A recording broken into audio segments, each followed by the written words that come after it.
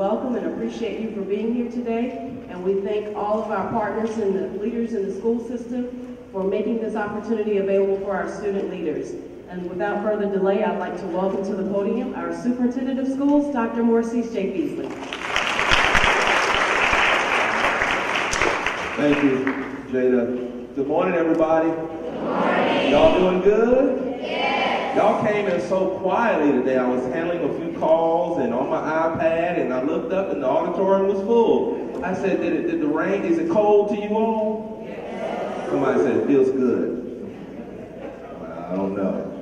But we're glad to have you here today. So we're going to go ahead and get started. You have an agenda? Did they give you an agenda? Yes. Did you get a few handouts today? Yes. Did you get a brochure like this that says ALA?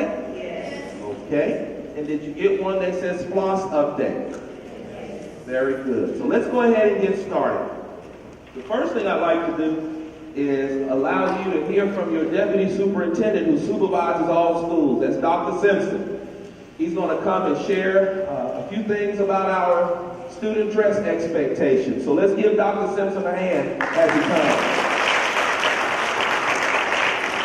Good morning. Good morning. So you would probably perceive that I don't look like a deputy superintendent. I don't have the deputy superintendent uniform on. He doesn't have a tie on, does he?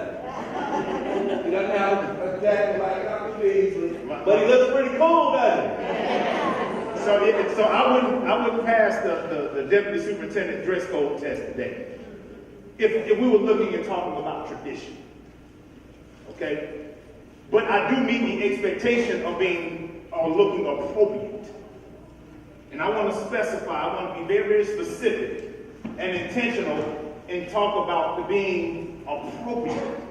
Because when we're talking about relaxing the dress code or the uniform specifically for high school, we're not just throwing what looks appropriate and what's appropriate out of the window. As you probably heard me say before, anything that you wear can be worn inappropriately. You can wear a uniform inappropriately. I've seen it done. I've seen kids, boys come to school with their khaki pants on below their waistline. It doesn't matter. There's nothing wrong with the clothing. It's just the way you wear it. So we're focusing on making sure that you look appropriate and that there's a standard and an expectation for what that looks like. We're not just giving up on that children and our students can come to school looking any kind of way. That's not what we're saying. You will still be addressed if you don't look appropriate. If you don't look as though you are ready to come to work because this is your job. Last I checked, and I don't know if anyone in here is paying any bills. If you are, then okay. But this is your job. So I'm gonna give you a couple of examples. Your appearance is your table of contents. Some of y'all might need to write that down. I'm gonna say it again. Your appearance is your table of contents.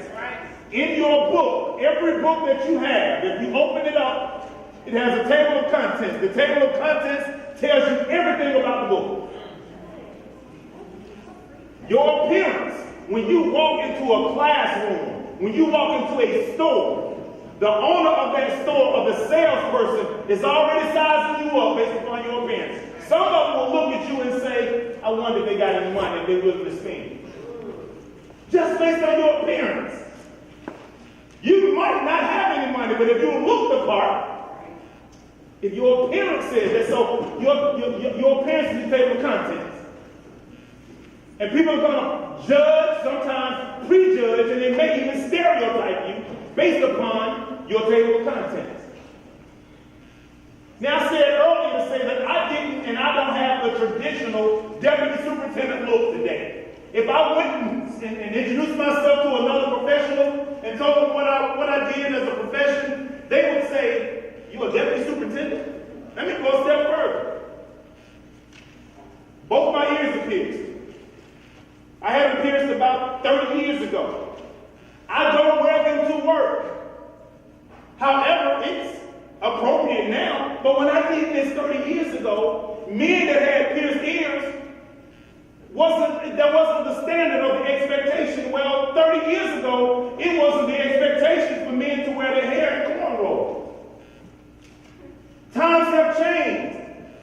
My expectation hasn't changed though.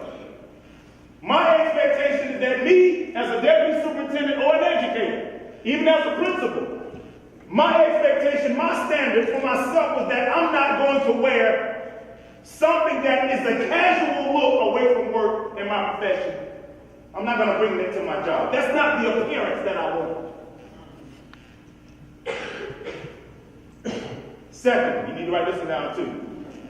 The way you dress is the way you'll be undressed. That went over some of y'all heads. The way you dress is the way you'll be addressed. People assume that just because you dress or carry yourself a certain way, they make up in their mind how they're going to approach you. What I'm saying to you is that you should always look the part. Always look the part, because you don't ever know, and you'll never know when there's an opportunity that may be presented before you. Let me give you an example. When I was a classroom teacher, aspiring to be an assistant principal, on a Friday, typically what you see in our schools is dress down day. Y'all know what I'm talking about nowadays. Dress down day for the teachers. They may wear their jeans, right? Well, on this particular Friday, as with all the teachers in the building, I participated in dress down day. I wore jeans, school paraphernalia. Remember, I was aspiring to become an assistant principal. Well, guess what happened on that Friday that I had jeans? One of the assistant superintendents who makes the promotions, who makes the decisions on who's going to become an assistant principal, was in the building. I needed to introduce myself to him, to let him know that I was an aspiring assistant principal, but I could not. I could not on that day because I had on jeans and a t-shirt. And had I went up to this man and said, "Sir, my name is Ralph Simpson. I teach 8th grade Georgia history. I'm an aspiring assistant principal. I'm working on my master's. Would you please give me an opportunity?" He was going to do this. He was going to look at my appearance, and in his mind, he was going to be thinking that, "Young man, you say you want to be an assistant principal, but you don't look like one." Now, I know it's standard for every one of most schools to have dress down days on Fridays, but here was an opportunity. What I'm saying to you is that you never know when an opportunity is going to come. So you should always look the part. Those four gentlemen that just came in here on Broadway, they're doing major things in the arts, in the theater. You don't ever know when there's an opportunity that may be presented to you just based upon the way you look. And oftentimes the way you sound. The words that you utter out of your mouth. The way you utter those words out of your mouth. We always talking about speaking black and speaking white. There is no such thing. You either talk right or you talk wrong.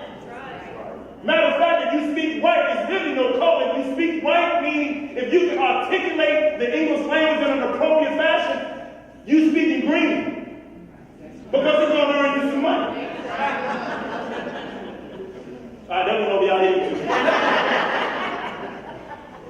Y'all feel what I'm saying? Yes. Does that make sense? Yes. Two things. Your appearance and table of contents. The way you dress is the way you'll be addressed.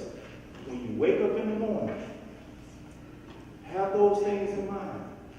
I don't care where you go. If it's school, if it's church, if it's to the mall, wherever, always look or present yourself in a fashion where someone will always be willing to approach you and offer you an opportunity. So if you don't remember anything I ever said, remember those two things for the rest of your life. All right, y'all good? Yes. Turn it back over to Dr. B. Thank you, Dr. Simpson. And so, what Dr. Simpson didn't share, which he shared but not directly, is in the fall at the high school level. At the high school level, we will have dress expectations as we should, but you will not be required to wear uniforms at the 9-12 level. Does that make sense, everybody? Yes. So the board has approved that. Everyone else, kindergarten through 8th grade, you will have to wear your what? Uniform. So once you get to high school, then you can come out of those uniforms. Is everybody clear?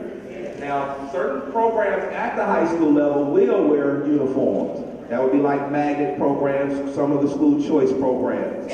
They will continue to have those expectations because that's part of their experience in those programs.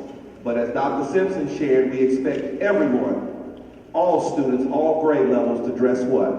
Appropriately. And so we end that conversation so we can move on to talk about teaching and learning. Y'all agree with that? Yes. All right. So the next thing you have in your possession would be the advanced learning flyer. I don't see Dr. Lynn. I know we had a meeting in the other building, so I'll just go ahead and share.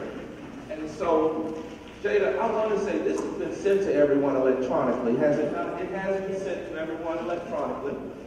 And so I just wanted to share with you what we're doing to accelerate our outcomes in our district. You've heard the saying, if you keep doing what you've always done, you'll keep getting the results you've always gotten, right?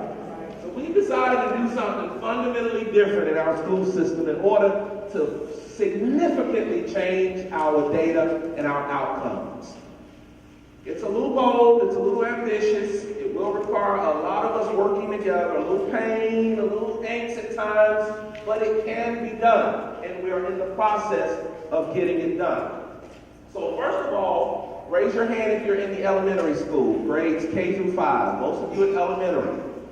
Okay, put your hands down. Raise your hand if you are 5th grade this year, 5th graders. Okay, so 5th graders, you all should know that when you go to 6th grade, all of you will take accelerated math.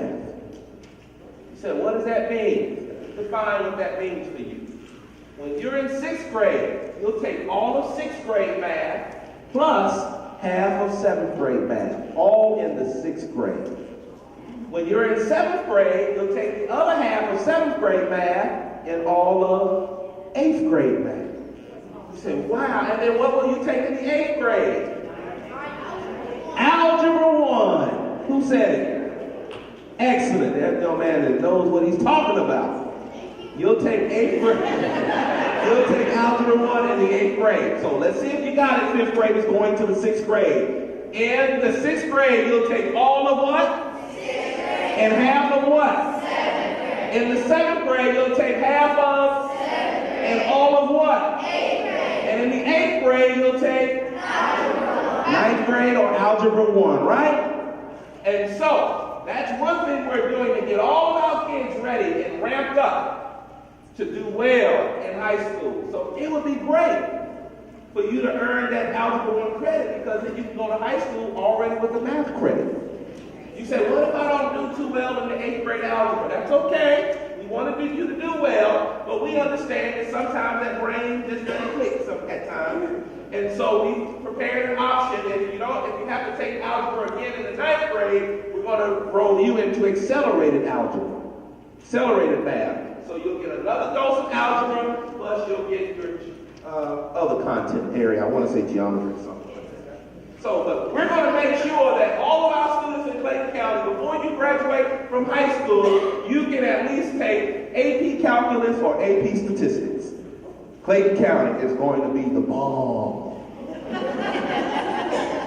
We're going to be the school district known for all kids, not just a few kids, but all kids having an option to be prepared to go to college and to do well. So that's one advanced learning expectation. Eventually, middle schoolers, 6th, 7th, and 8th graders, you'll take physical science in the 8th grade. Eventually, once we get everybody doing physical science in the 8th grade, eventually, something's going to happen at the high school level, and I'll share that in a minute. So, advanced learning. Elementary kids, all of you are going to do projects next year. Everybody. Going to do some type of project-based, problem-based learning. Because we want you to get acclimated to solving problems, thinking critically, communicating, being creative, collaborating, etc. So all of us are going to solve some type of problem next year. So I want you to be thinking about what type of problem or project do you want to do next year if you're in the elementary school. Sixth graders, I've already shared. Seventh and eighth graders, you will start getting a good dose of rigor in a way that will prepare you for what I'm about to share will happen to you when you get to high school. Starting next year, rising ninth grade. How many are in the eighth grade? Raise your hand. Not many eighth graders in here. But those of you that are going to the ninth grade, and that would be all of you, right? You will be expected to participate in at least one advanced learning class, whether it be an advanced placement class or a dual enrollment. We have many high school kids, even in the ninth grade year, who want to take dual enrollment. That means they go to college. They can go to a college and take a course.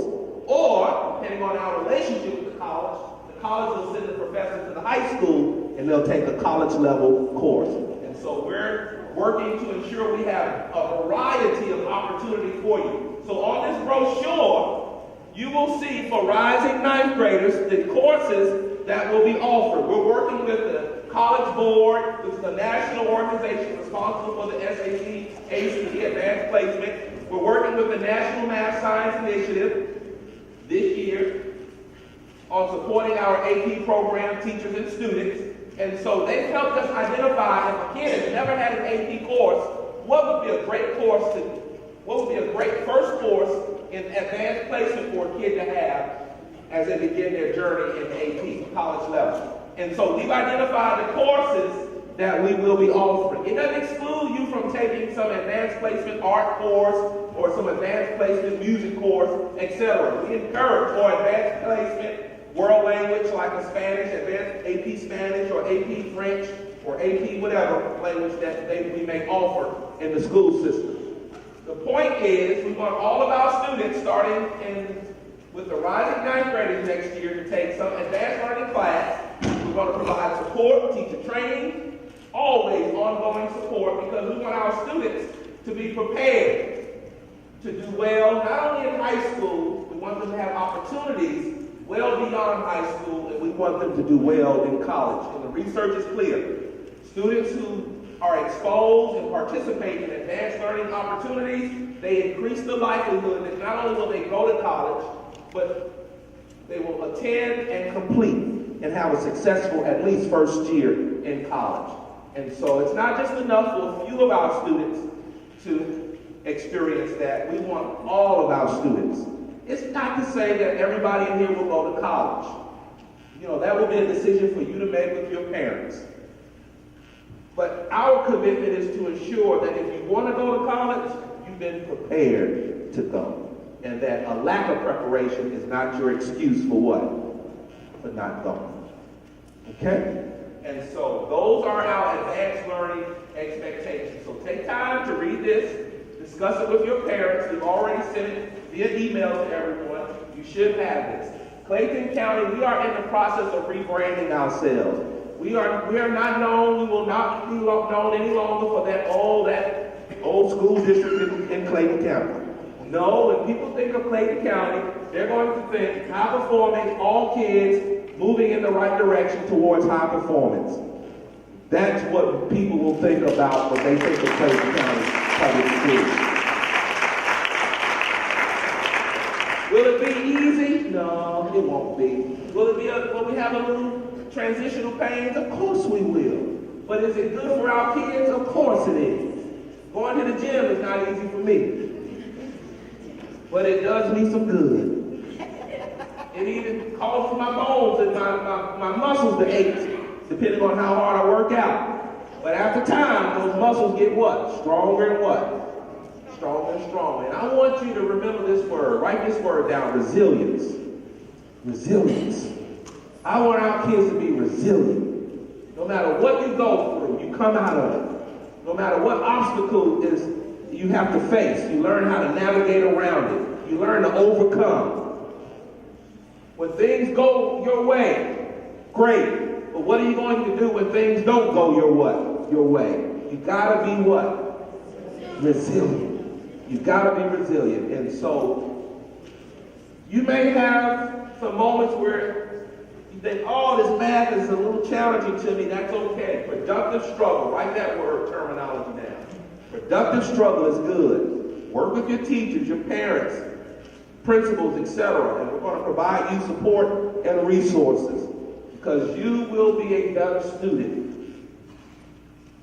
because you have access to these experiences. And we're going to ensure that you have the support that you need.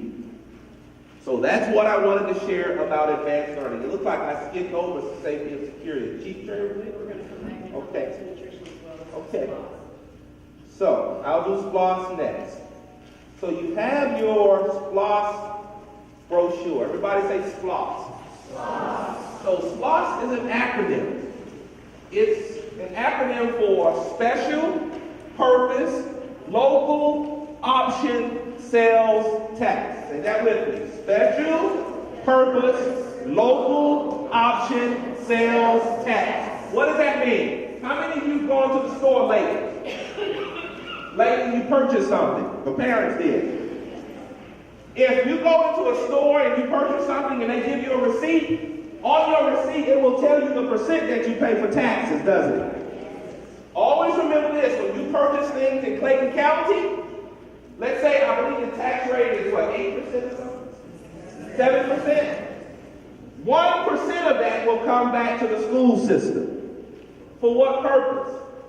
To build you new schools, to renovate our aging facilities, to upgrade air conditioning and heating when we need to upgrade, to replace roofs when we need to replace roofs, to purchase school buses, to purchase instructional materials, textbooks and all, and also to help us continue our initiative of giving every 3rd through 12th grade student a Chromebook.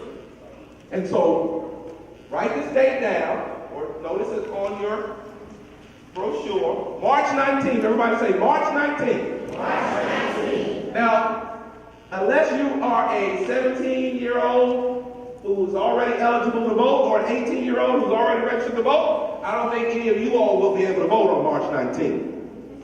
The teachers who live here in Clayton County that are registered to vote, they'll be able to vote. We'll be able to vote. So, why do we share this with you? Because I believe that students should be informed, and you should go home and have conversations with your parents about SPLOS. And encourage your parents to go out and what? Go out and vote. Why? Because who benefits from this 1 penny on every dollar? Say it again. Students. That would be us, right? And so, let's talk about very quickly what we're going to do if the voters continue with this SPLOS. The penny on every dollar. We're going to build a new elementary school in the Lovejoy area. It will be a STEM elementary school. How many of you from the Lovejoy area? Raise your hand. So you'll get a new elementary because we've got a lot of housing development in that area. The population down there is growing. Apartment complexes and residential communities are really growing in that area. And so we're getting ahead of the growth, the enrollment growth in that area. So a new elementary school in the Lovejoy area. How many of you live in the Forest Park area? Woo! Forest Park will get a new Forest Park Middle School. A brand new one. Because it's the oldest, I want to say the oldest middle school in the county. It's time for a new house. And how many of you live in Morrow? You will get a new Morrow High School. And listen to this. Not only will you get a new Morrow High School, but we're going to build an arena that seats 6,000 people, so we don't have to have our graduations anymore at the Georgia International Center. And so you get a new Morrow. How many of you plan on having a career? Every hand should go up. So all of you will get the benefit of a new college and career academy where you can come and study topics like aviation, artificial intelligence, sports medicine, sports officiating, transportation and logistics. That's just to name a few of the programs that will exist at this new district-wide college and career academy that will support all 8th through 12th grade students. Isn't that pretty awesome? So, how many of you this year, let's see if we have anybody in the 4 schools that have received a Chromebook. Anybody in here received a Chromebook? Raise your hand. Raise your hand. So we've had about 1,000 students to receive a Chromebook already. If we continue with the SPLOS and the voters vote to pass the referendum, all 3rd through 12th grade students within the next 2 to 3 years will receive a Chromebook as a part of their instructional supplies when they are in Clayton County Public Schools. So in order to go from the 1,000 students who have participated in our initial rollout of phase 1 to include all the other 3rd through 12th grade students, we will need funds from this new SPLOS, and we'll call it SPLOS 6, because we're currently in SPLOS 5. Not only that, how many of you ride the school buses every day? You like air-conditioned school buses? You like them working, don't you? You like them heated in the winter, don't you? Well, we've got to always continue to purchase new buses so we can get rid of the old buses and add on what? New buses. And so the SPLOS dollars will help Mr. Walker. Hey, Mr. Walker, wave your hand over there. Transportation guy. It'll help him when he comes to me, Dr. Bentley, I need some more buses. Mr. Walker, I need some money. Your parents give us the money we need to purchase those what? Sometimes, you all remember we had a bus fire this year, didn't we? Nobody got hurt. We're thankful for that, aren't we? But we got to make sure we get rid of the old buses and purchase what? New buses. And so that's why we need the SPLOS funds. And then a new program, we're going to create an early learning center. An early learning center. In the Riverdale, how many live in the Riverdale area?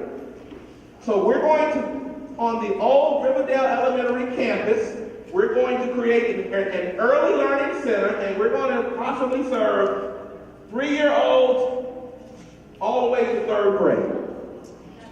It will focus on literacy, and we'll have a doctor's office there, a dental office, an office for parents who may need to participate in the WIC program. We'll have an office. We're working with the county. We want the parents to be able to come to one location. So while we're training them in brain-based literacy, they'll be able to get all the other services that the babies need in order to be healthy babies, ready for pre-K and ready for kindergarten, ready for teachers to just take them to another level in their learning. And so an early learning center is also being planned. So I think, and of course, we have some schools that we can't replace right now. They're old. We've got to upgrade their air conditioning and their heating systems because over time, those things wear out. We've got to do that. And we've got some schools that just need some great renovations, some painting here and some roofs here and some windows here, etc. And so if our voters, on what date did I say? March 19th. If they pass this referendum, then we'll continue to get the funds that we need in order to do these projects. So if you can't vote, what do I want you to do? He said, if you can't vote, what do I want you to do? Vote? I want you to have a conversation with your parents and make sure you bug them and tell them, Mom, Dad, on March 19th, you got to go do what? Because who benefits from that extra penny, that penny on every dollar? The student. In order for us to continue with that penny on the dollar, we need everybody to vote, and hopefully they'll vote yes. Any questions about that? All right, so are we ready for Mr. Thompson, school nutrition?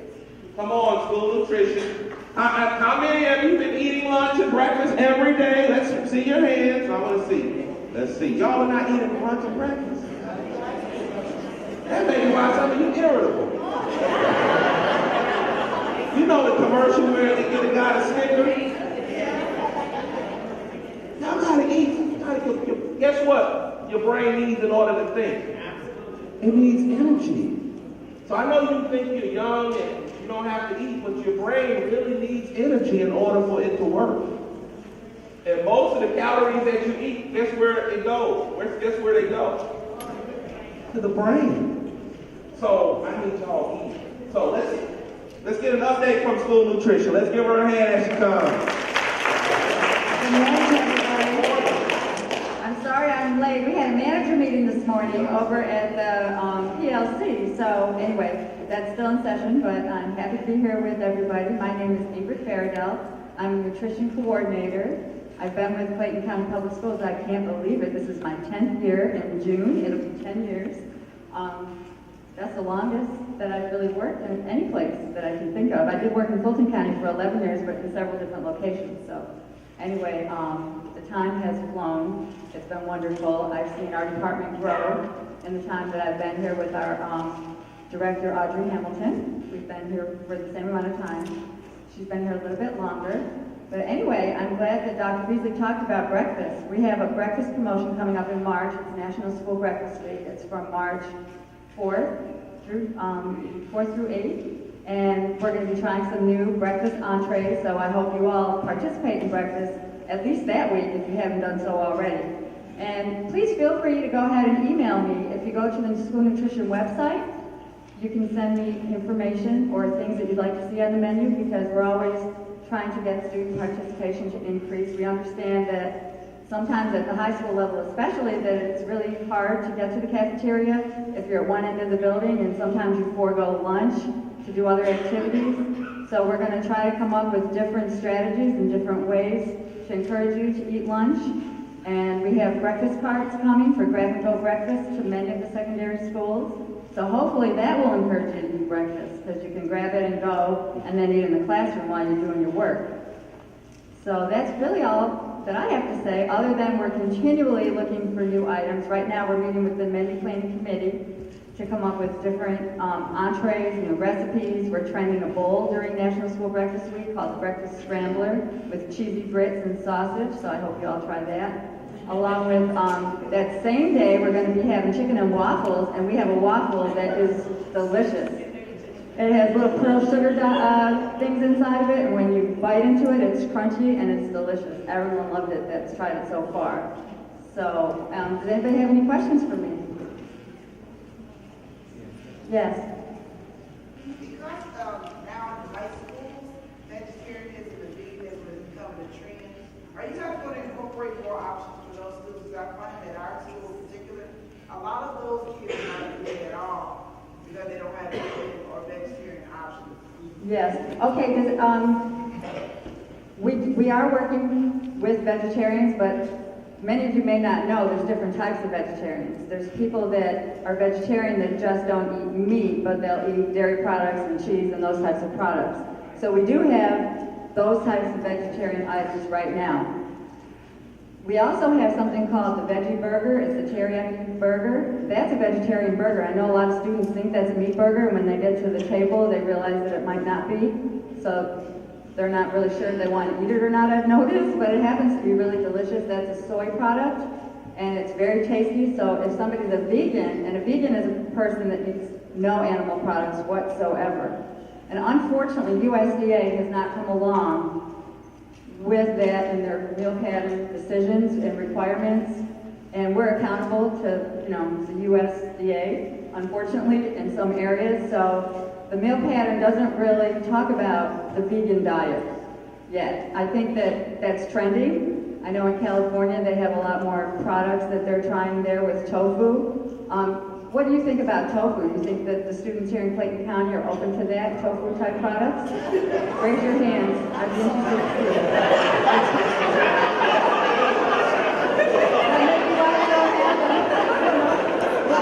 I do want you to know that we do offer meatless. I just don't like tofu. I don't know why they try to think it tastes like meat, but something in my brain says not meat.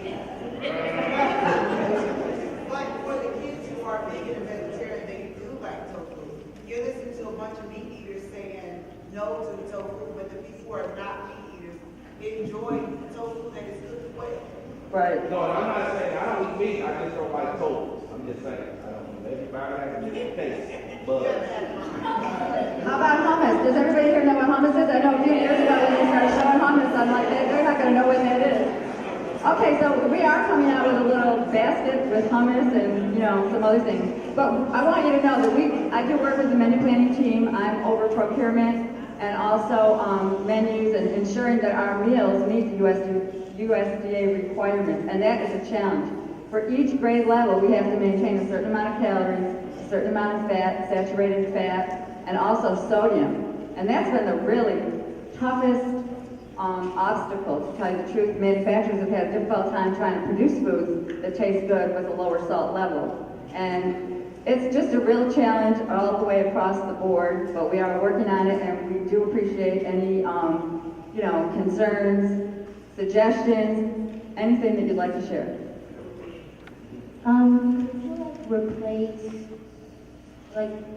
Could you replace, do you guys offer soy milk to replace other lactose high milk?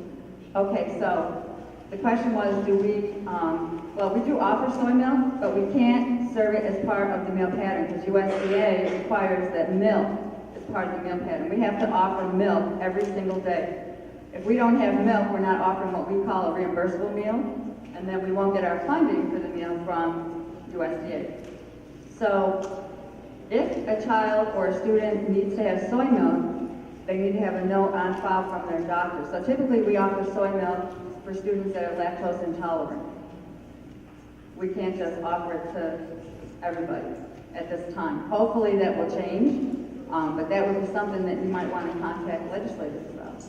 And that's what I wanted to make a point before you, Ingrid. A lot of these requirements, that's why you all got to get informed, you got to read and get connected politically.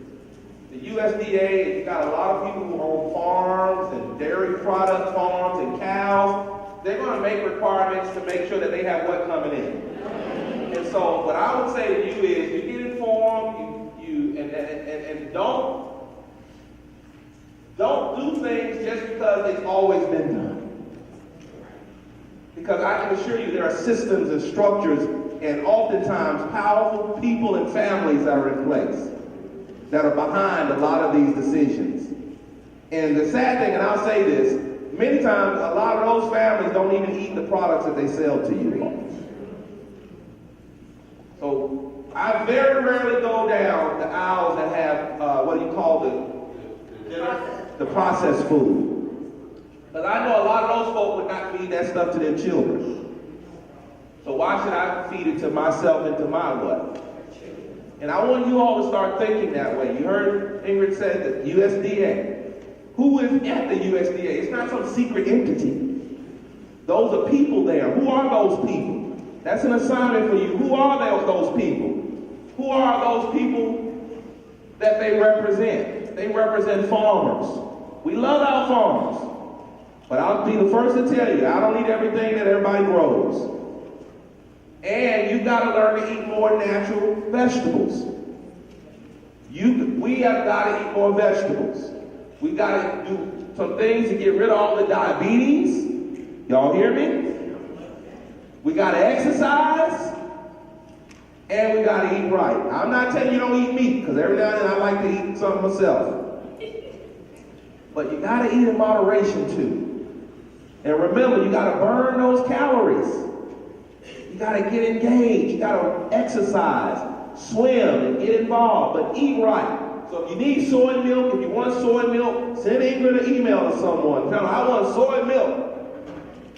Because we know, and the truth of the matter is, some of us, by genes, are lactose intolerant. And we've got research that would say certain groups of people are more lactose intolerant than others, right? And so, read, get informed, get connected politically, and remember, you can influence how decisions are made at the state, national level. You all hear that? All right. I think someone over here had a question. Okay. So, during the last meeting, we talked about getting the water with like fruits and stuff like that. What happened? What school are you at? Eddie White.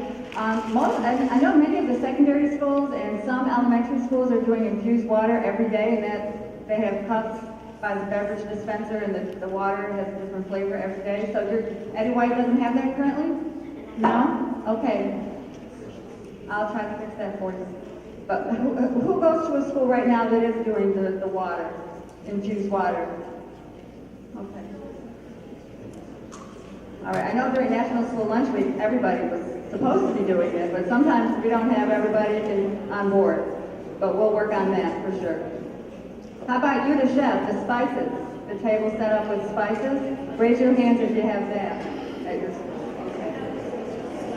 Raise your hand if you don't have it. So what schools don't have spices? So why do some schools have spices and some schools don't? Should they all have spices? They should all be doing you, the chef. Yes, they should. At least Or 2 or 3 maybe you just spices don't a day. know. Well, we have condiments, but we also should have, okay, I will. Unit Chef is a seasoning. Some schools have it set up as a table. I know at Stillwell they have a beautiful table. Mount Zion High School they do. Every school has it set up a little bit different. Some schools may have seasonings at the end of the serving line that you can sprinkle onto your entrees. Unfortunately, sodium, I explained to you, is one of the things that we're not allowed to add to the food, and most of the food is low sodium. So we've got other salt-free seasonings like taco seasoning, chipotle seasoning that you can add to your food. Yeah. So, you know, at Perry, our high school students work at elementary schools. They have them in the cafeteria. We've seen them. They just don't put them out. Okay. Like, they're in the cafeteria. I've seen them. There's a little kid with a sign, but the cafeteria managers are not putting them out.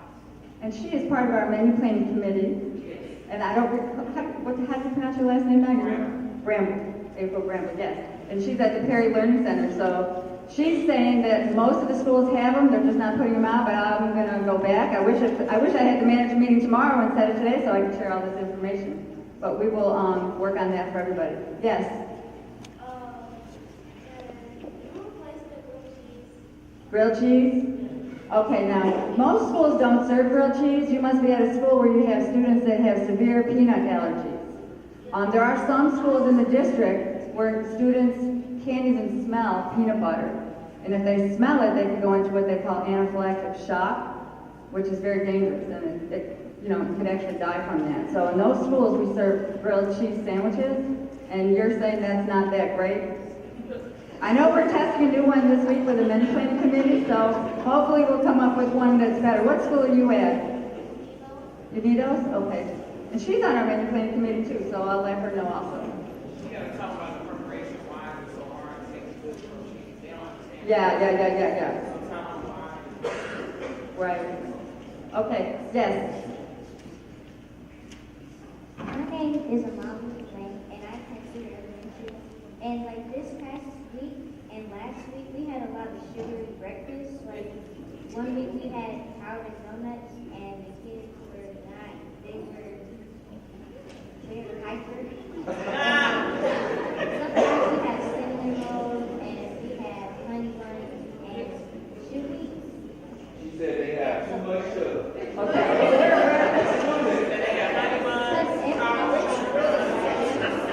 You'll be happy to know that National School Breakfast Week, we're testing a taco scrambler, and it's pretty much made from scratch. We really scrambled the eggs on Friday, and we tested them. In fact, the students at the Perry Learning Center were able to test them, and it came out really well. And that same week, we're doing a breakfast bowl, and that's going to stay on the menu. And we are adding more savory type items. Unfortunately, USDA, once again, was not thinking when they did the new meal pattern. They've decided that grains are healthier than meat type products. So at the elementary level, actually at all the levels, we don't credit meat towards the meal pattern. However, we're able to serve meat, but we don't count it, if that makes sense, in order to get our funding. Everything is really grains, but I do want you to know that all of the grains are whole grain, low sugar, low fat, and low sodium. So what may look like a donut, and actually from Dunkin' Donuts, it's not really a donut like from Dunkin' Donuts, if that makes sense. It is whole grain, not fried, much healthier option. So, this is what I like to do. You tell them your name so they don't know how to email you. Ingrid Faradell is ingrid.faradell@clayton.k12.ga.us. And if you go to our website, my email is there. Just look under my name, under nutrition coordinator, and please contact me. So, clearly, lunch is a big deal. Food, breakfast. So I want you to make sure you take out time to email Ingrid, okay? She will respond, I'm confident, to all of your concerns. Very good. Thank you, Ingrid. Let's give her a hand. Excellent. At this time, what I'd like to do, I think Chief Trey Wickens come. Let's get our safety and security update, and we'll get our operations update, and I think we'll kind of end with some Q&A. Thank you, sir. For the student who was at Suda with the donuts or whatever, just throw them my way. You know, that police and the donut shops and all. But anyway, I'm Thomas Trey, the Chief of Safety and Security, and I want to just give you some updates on some of the things that we're doing. And I know the one event that's of primary attention are active shooters. I mean, just last week, you know, at a business, we had an active shooting event in the country. And I want to let you know what it is that we're doing, because we've learned some lessons from Parkland, but I'm going to be quite honest with you. Those are lessons that we were aware of, and we did not do in the law enforcement community what we should have been doing. So I want to let you know what we're doing in the district behind the scenes. You don't see it, but there's a lot going on right now. And what we've done is we have evaluated our process and what we're doing to prepare for an active shooter. The challenge is we haven't done assessments and we haven't done the training with some of the administration as well as some of the staff so that we understand what those roles would be. But most importantly, we need to look at proactive measures. What are we doing to keep our facilities safe? Are we doing periodic checks to make sure that our access are controlled and they're not open? We're going to ask students to play their role because we all have a role. And we also want to prep you on what you should do in the event of an active shooter. So we're doing that right now. We're collaborating with all of the schools through working with operations to conduct training sessions with the administration so that we can identify roles. So we can also stop bad habits because, you know, on occasion we'll prop doors, we'll do some of those things that expose us to risk. And we can't do that. So we want to shore up our processes. And the next thing that we're going to do, besides the training piece where we're educating everybody on what they need to do, including students, we're going to do tabletops and we're going to do real-life exercises. Because we want to make sure if we have an event, our student population knows exactly what they should do. Does that make sense? So I'm going to ask you all to do me a favor. When we have those exercises, I don't want you tweeting and texting and doing those things with your parents to cause them to be fearful. Now, we're going to put out information to let our parents and everyone know that we're going to do the test. But what we don't want to do is some parents not receive that information. We do a test, and then it becomes a national crisis or a panic or something of that nature. Does it make sense? But one thing that has to happen is we have to work on this together. And I say this all the time, and Dr. Beasley says it. Safety is everybody's responsibility. So repeat after me. Safety is what? Everybody's responsibility. So what that means is if we know we have fellow students who might be experiencing some challenges in their lives, what should we do? We should report it. Say report it. Report it. We should use the tip line. Everybody say use the tip line. Use the tip line. Because we're going to do that because it's anonymous, but you're bringing attention that somebody might be having a problem. And that problem might result in a catastrophe for you or others. So it's better to tell somebody so that we can get resources to those individuals so that we can help that person out. Does that make sense? Yes. So those are just a few things that we're doing as it relates to an active shooter situation. But we're also looking at other technology and things that we can do to make the schools safer. We're looking at getting drones, you know, because Dr. Beasley believes in having a high-performing district. So we have to do that on the safety and security side as well. So we're looking at bus ramp safety. We're looking at social event and athletic event safety so that we can kind of monitor the area to make sure everybody's safe and everybody's having a good time. Does that make sense? So what I'll do is I'll wrap up here, and at the end, because I saw a hand come up, if you have questions, I'll come back and answer questions. And last but not least, I want to thank you all for being the students that you are. We really appreciate you. So thank you. Thank you, Chief. Just remember, safety is all of our responsibility. Your parents send you to school every day and they expect you to do what? Come home. Your teachers, their families send them to work every day. They expect their teachers, their family members to do what? Come home. And so that's our commitment. And so it takes all of us, as Chief shared, working together. At this time, we've got Mr. Thompson coming to give us an update for operations. Let's give him a hand as he comes. Thank you. Good morning, students. I will represent a team of about 1,100 staff members that are here to support each and every one of you, whether it's through nutrition, transportation, athletic operations, and maintenance. One of the things that, and Chief Trawick touched on it, our highest priority right now is safety. And that's kind of a multi-pronged approach, because operations and safety and security works hand in hand in that effort. One of the things that we're doing is we're looking at our bus transportation safety, food nutrition, food safety. That's all a part of the equation as we look at becoming a higher performing organization as it relates to safety. We're also looking at our facilities. We have several of our staff members here. You met Ingrid, have John Crane, which is our coordinating supervisor, which leads the building, facilities, maintenance, operations, as well as Harold Wolper, transportation, and Justina Jackson, athletic operations. So our focus is to make sure that we're working with safety and making sure that our facilities are ready, our buses are prepared, and that the food that we're serving are safe and nutritious. Right now, between safety and security and myself, we visited already about 30 schools in the training process as it relates to the active shooting and facility assessment processes. We hope to have the balance of the schools reviewed and trained in the next month and a half.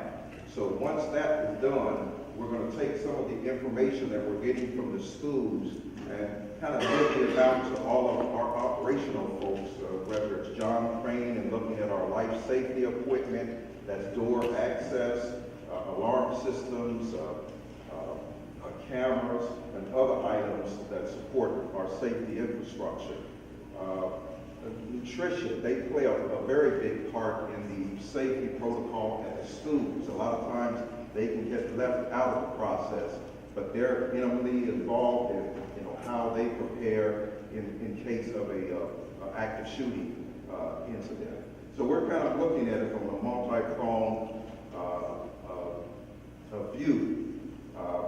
One of the other items that we're focusing on right now, it came up in the last student council meeting, is the pest control issue. That's an ongoing issue for us, and we have a very responsive company that works with us, and there's a lot of things that we're doing behind the scenes, whether it's on the weekend or in the evenings, to address issues that we might have in the district. So we're being very proactive, but as we talk to the schools when it comes to pest control issues, we want to make sure that not only are we looking at things that we can do from the operations standpoint, but what students can do to help us, what the faculty and staff can do to help us in changing some human behaviors as we address and attack those issues. So if you have any questions at the end of Q&A, we're here to respond. Thank you. Thank you.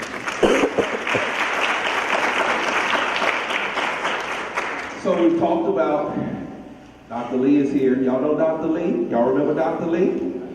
Come on over, Dr. Lee. Dr. Lee, we already shared your part. Okay. Do they have any questions? Are they using our ready? Let's see. Won't you ask them? Let's ask them. Okay. Good morning, everyone. Good morning. So the last time that I spoke to you, I remember that I asked you to take ownership of your learning by doing what in the classroom? I heard it. Say it again. Good. Asking great questions. So have you all been using your tool or other tools to ask good questions? Okay. Are you all using your iReady and Achieve 3000? Are you seeing your own personal growth? Yes, because that's why we have those tools. Now, iReady and Achieve 3000 and all the other tools we have, they're just tools to help supplement. But in your everyday instruction, you should be engaged in a lot of high-quality learning experiences. So yesterday, were you required to write? Raise your hand if you were required to write yesterday. Were you required to engage in academic discussions with your peers? Okay, excellent. Are you required to close read when you're engaged in text? I see. Raise your hand if you know how to close read. Excellent. Give yourselves a hand. I also would like to acknowledge you. How many of you were in the science or social studies fair? Or the spelling bee? Any competition, raise your hand if you've been in those competitions. Well, what I've heard is that this year we've had the best submissions ever. So great job, you all. Give yourselves another hand. So at this time, do you have any questions regarding teaching or learning or some more of what you want to be doing in the classroom or opportunities? Do you have any questions? Okay, I've been told to ask you to come to the microphone. So the microphone is over here. To the left and right. And this probably could take us to our Q&A.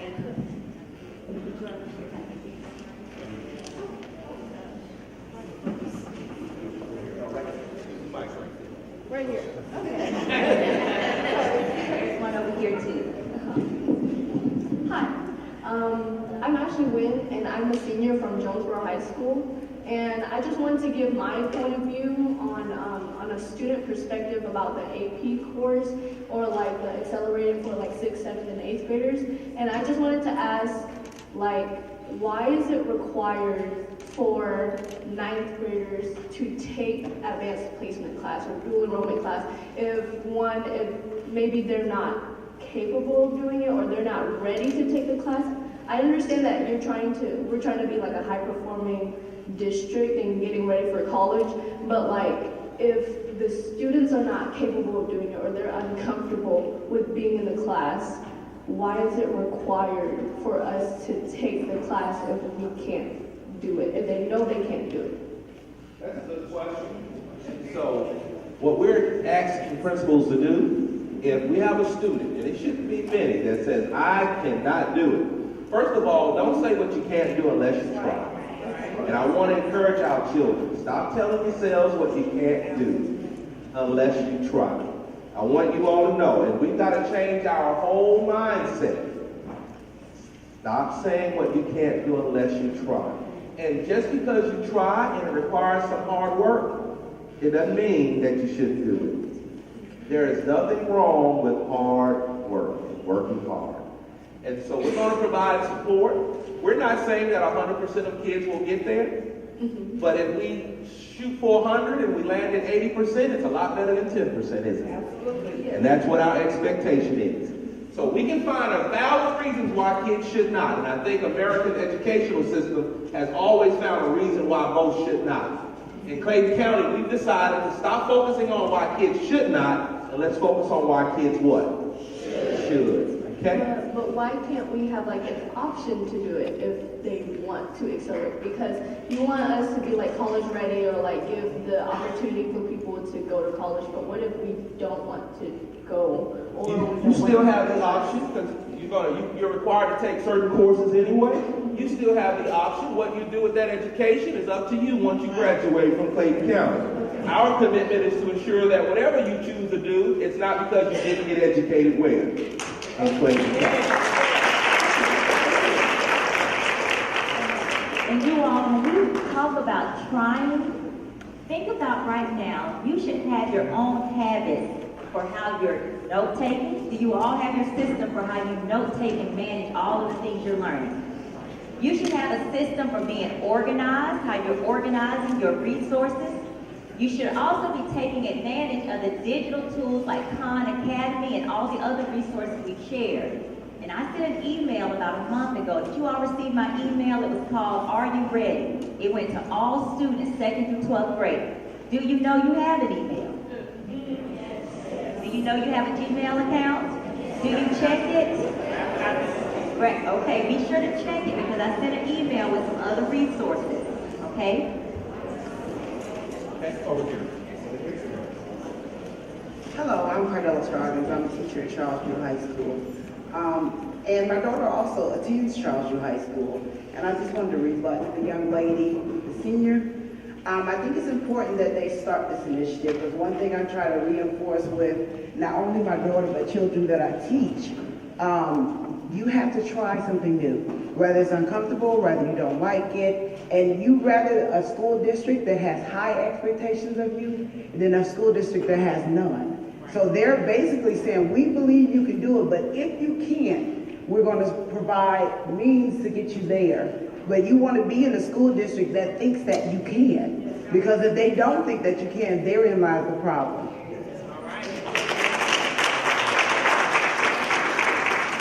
Good morning, my name is Clayton Callier. I attend Lovejoy High School. And my question is, we are going to a block schedule, and I only need 4 more credits, which are my core classes.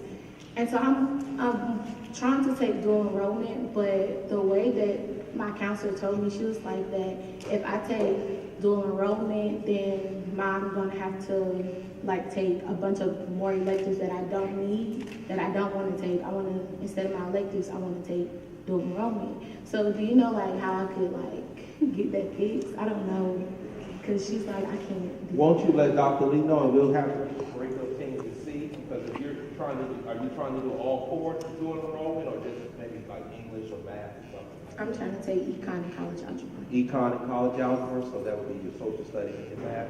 So talk to Dr. Lee and let's see what we can do to support that. You've already been accepted to dual enrollment? Yes. Excellent, excellent. Give her a hand, you all.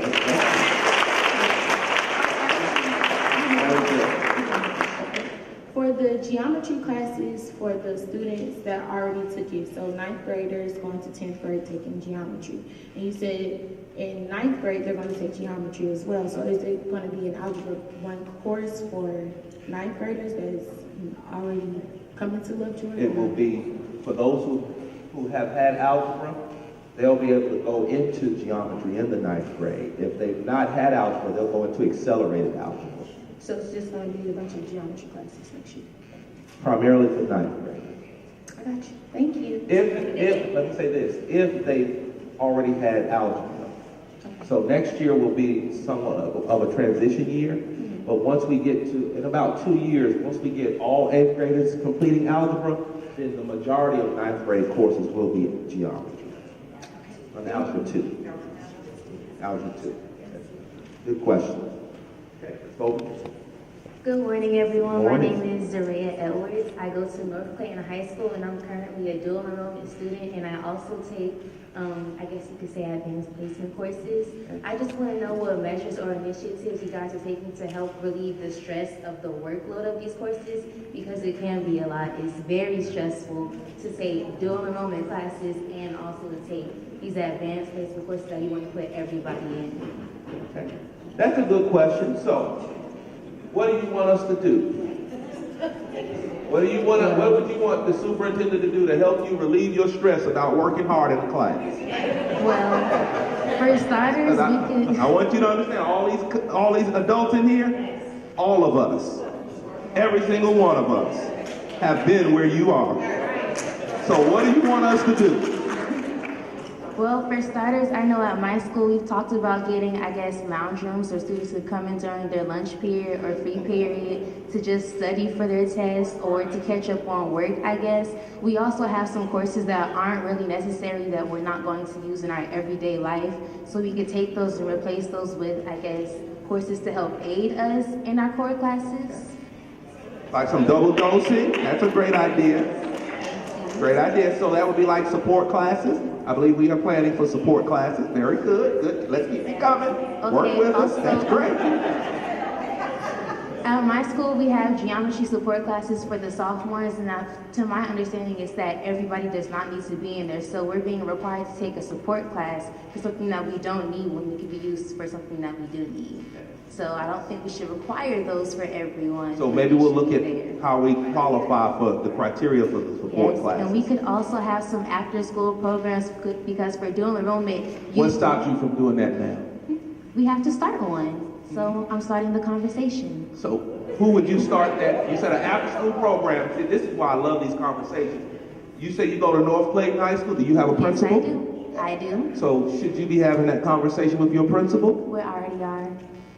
We already are. Oh, excellent. So I would just Excellent. like to say, now that we're trying to require for all these rising ninth graders and middle schoolers to do it, this could be a district-wide thing. Because for dual enrollment, it is required that you have a computer and internet access to turn in your work that is due at 8 o'clock, and you cannot miss that turn-in time. So we should have after-school programs in place to help students that don't have those opportunities at home. And I would say that at every high school that I know of, there are tons of extracurricular activities that our young people, if I know, right now, we're not at 100% of kids engaged in extracurricular activities. Great opportunities for more student clubs, right? More students to engage.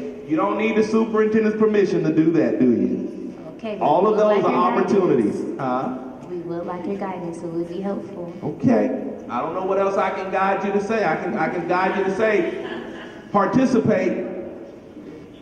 Sounds like you are. Our word is, let's get more young people to take full advantage of those opportunities.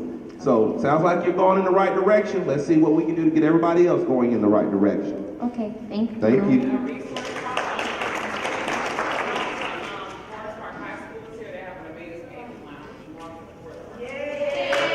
AP Lounge. AP Lounge. Write that down, high school students. AP Lounge at Forest Park High School. Did y'all get my permission to do that? No. You don't need my permission. It's your school. Work with your who? Your principal. I encourage that. Over here. Hi, my name is Madison Downs. I'm a 7th grader at North Clayton Middle School. I attended the meeting last night, and you said something about Clayton County being all for the arts. Well, at North Clayton Middle School, we only have really one or two classes that's about the arts. We don't even offer an art class, a dance class, a drama class, and we just got a drama club, and there's really no funding towards our drama club. So I would like to know what we could do to have more arts at all schools in Clayton County and instead of just those magnet schools. That's a good question. Part of the work, and I believe I may have shared this with another group, not necessarily with the parents. Part of the work relative to program selection is there has to be, especially at the secondary level, there has to be interest, and principals receive an allocation, and they've got to decide how they're going to allocate those positions. Arts are offered in, I want to say, in most schools. We can check on that. I know that the district is recovering from years ago of basically removing arts, and we're building back up the arts, not just in those magnet or school choice programs. I'll tell you, it just takes funding to do that and a plan. And we do have a plan. It just takes, in order to implement the plan, we've got to make sure that we have increased funding. So that's part of the work. I don't know exactly what arts are offered at your school in particular, but we are working with the Fine Arts Department to ensure that there are options for our students at all levels, K through 12. The Okay? only arts we have are band and chorus. We just got our art class taken away. Art teacher, like drawing. She left, so we don't offer that anymore. So maybe she left. I don't know if that means the position has been taken away. Maybe she just chose it. I don't know. We can check though. Have you had a conversation with your principal? Yes, she said that she has to talk to other people to try and get that to our school, but she doesn't know if it can happen at my time in North Clayton Middle School. But it's not about my time. It's just about my school in general. I got you. Good point. Very good. So that topic has come up twice in the last, maybe 3 times in the last 2 days. So you've given us some homework to do, okay? Thank you. Very good. Give her a hand. Excellent. Hi. Hi there. Hi, my name is Erin Lovett. I'm an 8th grader at Mundy's Mill Middle School, and I have 2 questions. My first question is about iReady and how it's not helping at all. I'm really confused. It's not helping me at all. We're just sitting in a classroom we're with our class, but we're basically by ourselves, not getting one-on-one help that we need, listening to a computer with lessons that are supposed to be for us, but when we take the tests that give us the lessons, you might not be having a good day, or it might not be right for you. So I was wondering, why are we doing already when we could just use our teachers, or they can help us more? Aren't you using your teachers every day? Don't you go to class every day? Yes. Okay, so you go to class every day. Are you reading at the reading level that you need to be reading at? Yes. Can you go beyond that current reading level to higher levels? Yes. That's the purpose of the tool. So even if you're reading at grade level, the tool is designed to take you even higher. Don't be satisfied with where you are. And so it does require you to spend time on the platform, but you are with a teacher every day, right? Yes. This is what we call supplemental. This is in addition to, on top of, but it gives you, I think, a little bit more control about improving your reading level with very specific adaptive instruction to take you from your current level to higher levels. The question is, do you understand that? And are you really taking advantage of, when you're in front of that computer, are you actually putting yourself, are you there really taking full advantage mentally of that tool in order to go to take your reading score, math scores to a higher level? Yes, I am. Okay. And it shouldn't be for the entire class period. So for iReady, it's a sum of 45 minutes per week. So that's equivalent to less than 10 minutes a day of iReady support. And so again, if you're spending class periods after class period, then that is not the correct utilization of the tool. It should just be very quick, penetrated support, and then you get to your whole group and your other support lessons with your teachers. Yeah, Mundy's Mill Middle School. Okay, and my second question is about the AP classes and how we are supposed to take them. I don't understand why, if you're making us do that, we only have one AP class for the school that I am zoned for Mundy's Mill High School, and that's only in social studies, and my mom and I are not okay with that when I feel that's not going to really help me get as far as I want to. I feel like we should have one in science or math, not social studies, but not on the course selection form that I was given. Okay, we'll check into that, but you will have some in several different areas. You even have some AP courses and electives that possibly, but some of those you may have to build up to depending on your grade level. Some of the math AP courses are normally the AP statistics, AP calculus. You got to be at, you got to build up to those. It wasn't on the course selection form. Probably not, because you were just looking at 9th grade offerings. Yeah, but in Jonesboro, I think that they have, I saw one of their course selection forms, and they have an AP in science, I think, and Mondays, that doesn't make it. You see the brochure we But went it's over not today? in the course selection form. I don't understand. So we'll look into that to see. Okay. Very good. Okay, thank you. Very good. Very good. Okay. Hi, my name is Erin Williams from Jonesboro High School, and I noticed how you're throwing all these beautiful, pretty little words out, like honors, gifted, AP, all those sorts of things. But you're not really focusing on what it does to the children. Now, while in middle school, I noticed that there was a lot of mental illness in 11 to 13-year-olds. And imagine that when you get to high school, when you are forced to take an AP class of any sorts. Now, I've been in honors programs and STEM and all that, and I'm fully capable of it. But let's talk about the people who aren't. You're setting them up for failure, and you obviously have taken that into consideration. Yet, I'm not finished.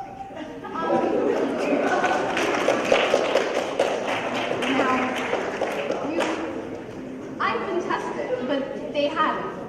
You're not testing them, you're not seeing where they're starting from or where they're at right now currently. You're not seeing where you need to place them or where you are going to place them. You're just throwing them out to the wolves. So I'm just focusing on like mental illness, stress, anxiety, because I see tons of people every day at my school having mental breakdowns, anxiety attacks, crying in midweek classes. So what are we doing about that? Very good questions. And so the few things that I'll share. So it is our expectation and our philosophy that a student doesn't have to take a test to go into an advanced or higher order rigorous classroom. And so we're moving away from that because we don't believe we should be the gatekeepers. We believe students should have the opportunity, and who am I to say that they don't have the capacity or the ability to do something? Let's give them the opportunity, provide them the support, and help them to achieve. And that's exactly the direction we're going in. I agree with you, all the labels of gifted. It's sad we live in a country where you got to be so-called gifted or honors in order to have access to rigorous courses.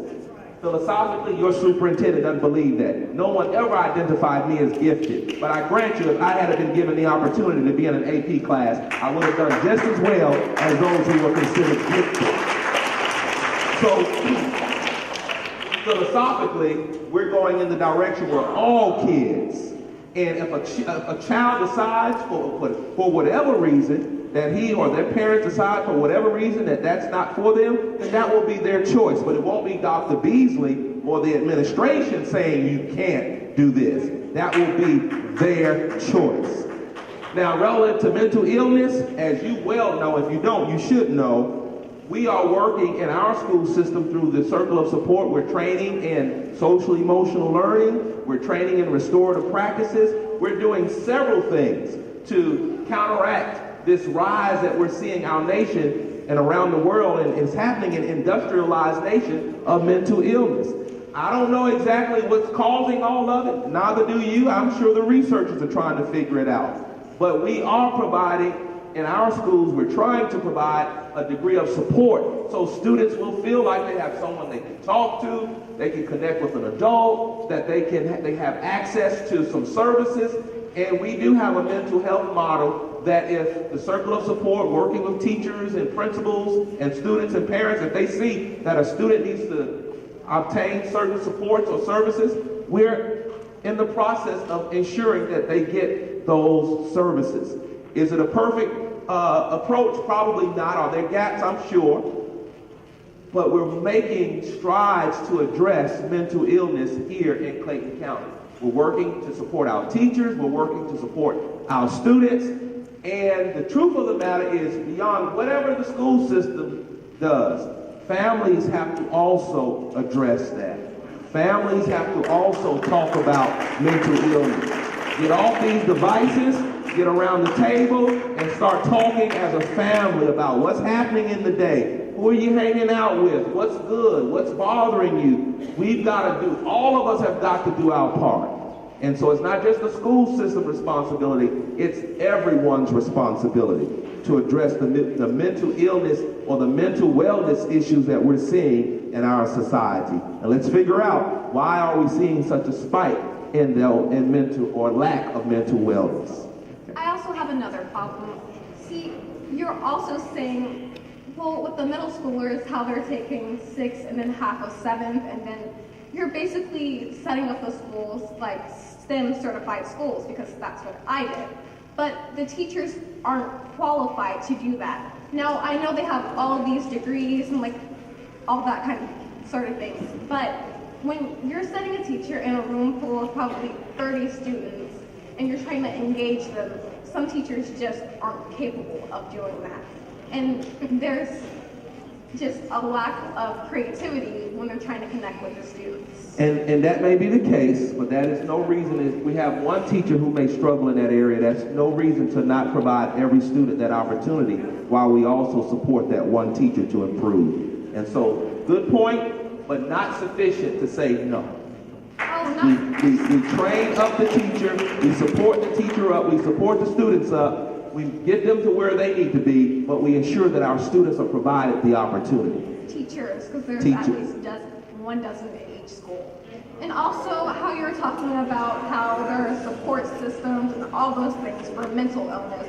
Well, one of the students, they just came here and told you about how stressed they feel. Like all adults say, we're all stressed, so you're just evading mental illness, but that's all right. Thank you. Thank you.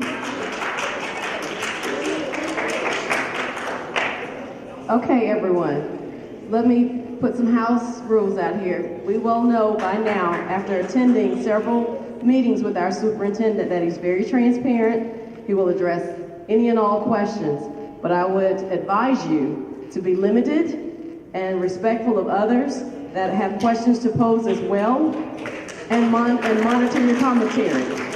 Please monitor your commentary as well.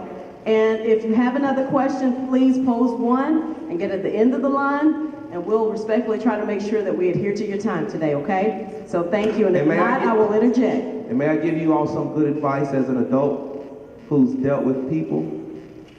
All of you are going to have to interact with adults to get jobs, to go to colleges, professors who you want to reconsider, etc. There's a way to talk to people. And if you don't learn that,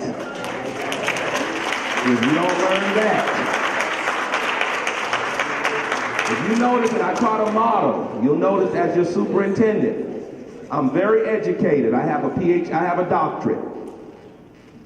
But that's because I tell you that you know that.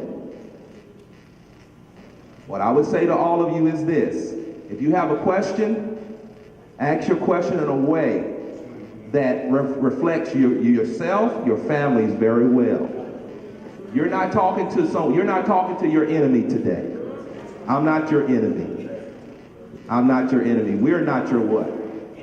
Enemies. And I don't want you to ever think that we're your enemies. We're professional educators, and we're here to support you. If you have a question, pose the question. We'll answer the question. But just remember this: we're on the same team.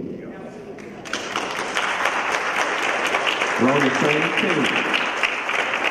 And what we're trying to do is lift up our community and not tear it down. Now, there are some folk that would love to tear it down, but we're not those people.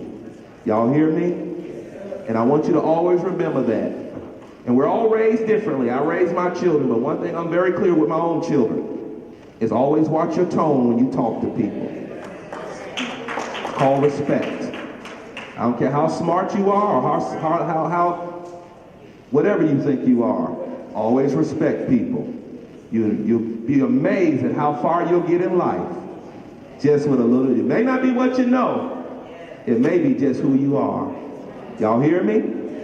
Take that for what it's worth. So my name is Amy Pham, and I go to Elite Scouts Academy.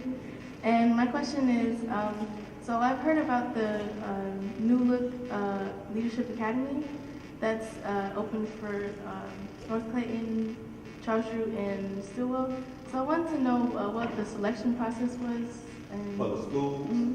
That's a good question. We were basically looking at some of our schools where we're having some more of our challenges. We looked at several schools, and we're trying to get more resources and programs at some of the other schools where we need to get more kids connected, more kids participating in some higher level activities, etc. And so those schools were selected because of that.